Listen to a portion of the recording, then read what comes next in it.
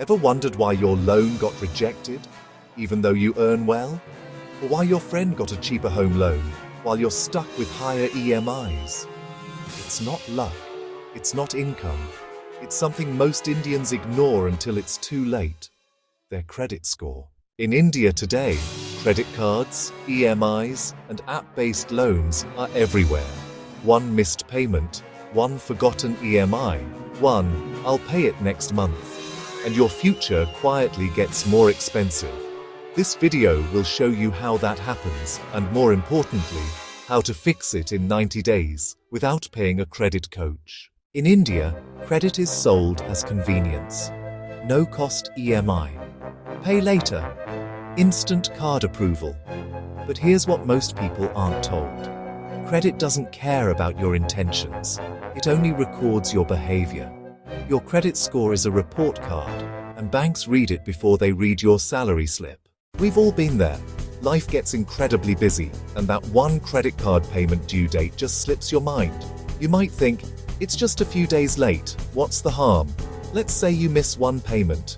You might assume it's not a big deal, right? Well, that tiny oversight is the start of a financial snowball effect that can grow surprisingly fast. Here's what actually happens behind the scenes, step by step. First, the bank immediately hits you with a late payment fee. This isn't a small amount. It can be several hundred rupees. And on top of that, you're charged the goods and services tax, or GST, on that fee. It's the first penalty, and it's instant. Next, your interest-free period is gone. The interest rate on your outstanding balance skyrockets, often jumping to a staggering 35–45% annually. This is where the real damage begins, as your debt starts compounding at a much higher rate. Then, your bank reports this delay to a credit bureau like the Credit Information Bureau, India, Limited, or CIBIL. This report is a permanent mark on your financial history. As a direct result, your credit score takes a hit. Even a single late payment can cause your score to drop significantly, making you look less reliable to lenders. And now, the final blow. All your future loans will cost more. Whether you're applying for a car loan or a home loan, that lower credit score means you'll be offered higher interest rates, increasing your equated monthly installment, or EMI, for years to come. It's a tough cycle. If you've ever been caught in it, even once, let us know. Type "late" in the comments below. This is a safe space. No judgment here. No. This is where it hurts. Lower credit score means higher interest on home loans, personal loan rejections, credit card limits reduced, even job background checks flagged in some sectors. And the worst part? People feel stressed, but don't know why. A bad credit score doesn't shout. It quietly taxes your future. Now the good news. A damaged credit score is not permanent. And you don't need a consultant to fix it. You need a system. The very first step on this journey isn't about applying for new loans or cards. It's about awareness. Think of it as a financial health checkup. Before you can improve your score, you must know exactly where you stand today. This begins with getting your hands on your official credit report. You need to check your credit score and detailed report from the official credit bureaus in India. These are the only sources that matter. Credit Information Bureau, India, Limited, CIBIL, Experian, Equifax and CRIF High Mark Credit Information Services, CRIF. Remember, you are entitled to one free full credit report from each of these bureaus every year. So make sure you use this facility. I cannot stress this enough. Do not rely on rumors, half-baked advice from friends, or those endless WhatsApp forwards promising a magical fix. Your financial health is too important for guesswork. Get your information straight from the source. Once you have the report, what should you look for?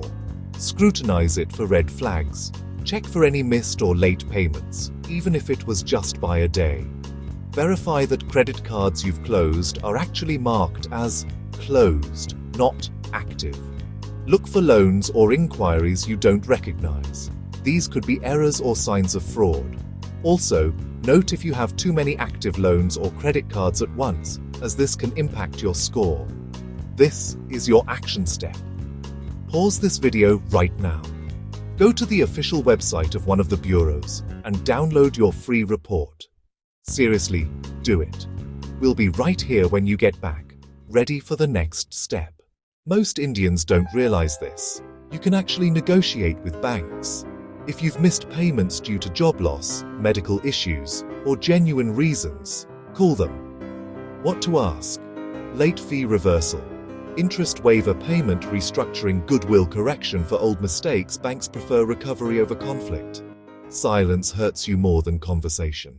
Now the rebuild phase. Follow these non-negotiables. Pay every bill before the due date. Keep credit usage below 30% of limit. Don't close your oldest card suddenly. Avoid multiple loan inquiries together. Set auto-debit for minimum dues. Consistency fixes credit faster than hacks. In 90 days, you won't become perfect. But you can. Stop further damage. Show clean behavior. Improve lender confidence. Reduce stress dramatically. Credit repair isn't magic. It's discipline. I've seen people earning well, but paying more just because they ignored this. And I've seen average earners get better loans because they respected credit early. The difference wasn't intelligence, it was awareness. It's a Tuesday morning in Bengaluru, India's bustling tech capital. The city is already alive with ambition.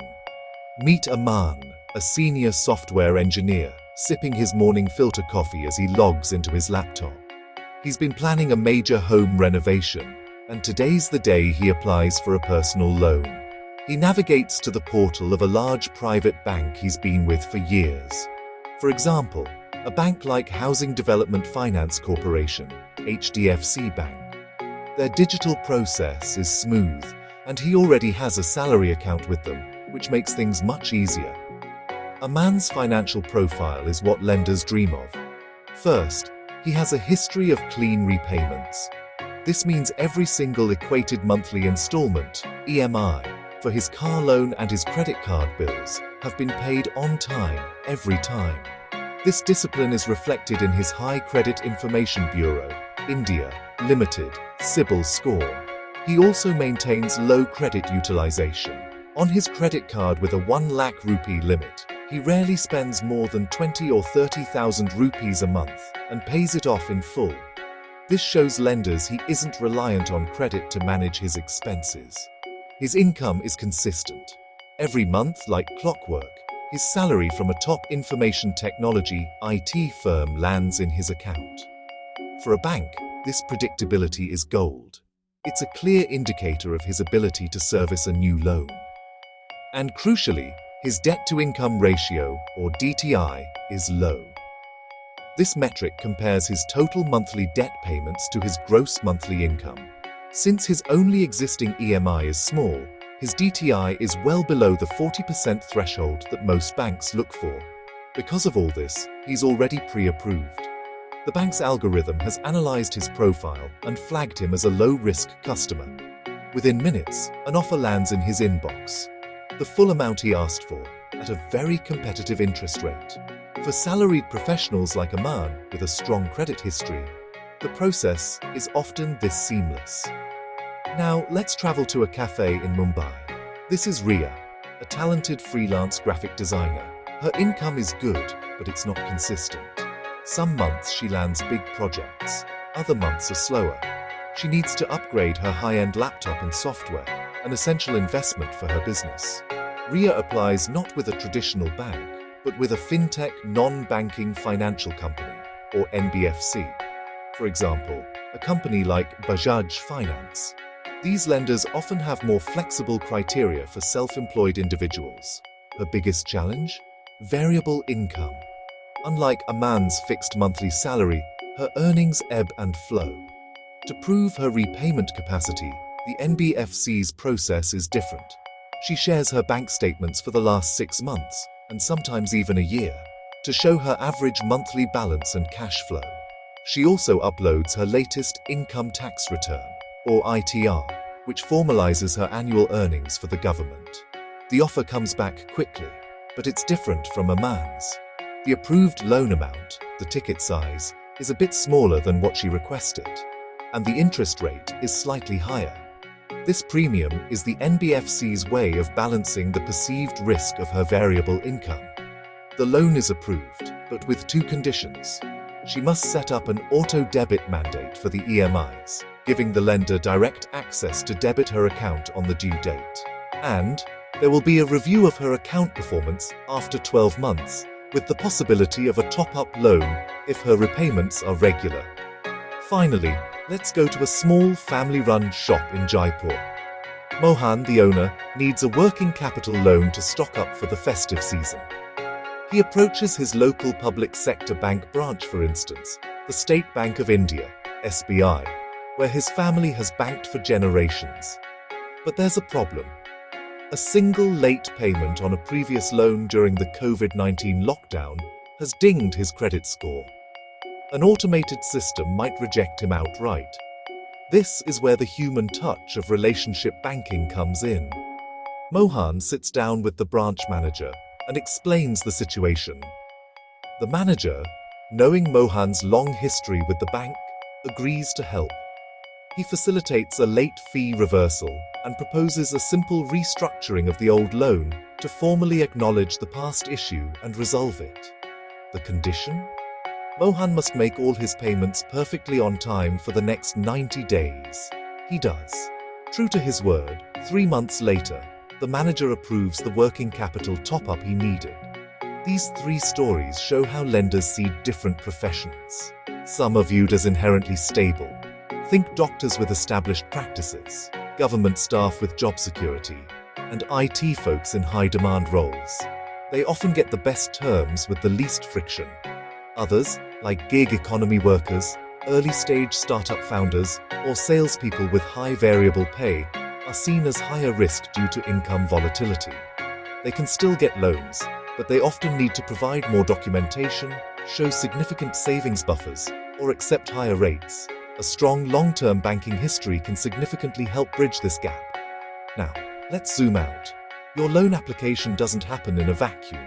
It's influenced by powerful global winds. When global central banks raise interest rates, or when commodity prices for things like oil and metals swing, or when shipping routes get more expensive due to geopolitical events, it has a direct impact here in India. Suddenly, the cost for banks to borrow money themselves, their cost of funds, goes up. In response, they protect themselves. Lenders tighten their belts. This means stricter score cutoffs. A score that was good enough last year might not be today. For property loans, they might offer lower loan-to-value or LTV ratios, meaning you have to pay a larger down payment, and they may charge slightly higher spreads, increasing the interest rate even for customers with excellent profiles. You can't control the headlines or global economic shifts, but you absolutely can control your own financial house. The core principles that got Aman his great offer are your shield in any economic cycle. Focus on your habits, perfect, on-time payments on all your dues, keeping your credit utilization low, ideally below 30%, and maintaining clean, organized paperwork. Your bank statements, your ITR files, your salary slips. These fundamentals make you a strong borrower, whether the economic winds are calm or stormy. If this video helped you understand credit better, share it with someone who uses EMIs or credit cards. And in the comments, tell me, what do you want to fix first? Late payments, high interest, or loan rejection? Subscribe for practical money clarity. No fear, no fake gurus.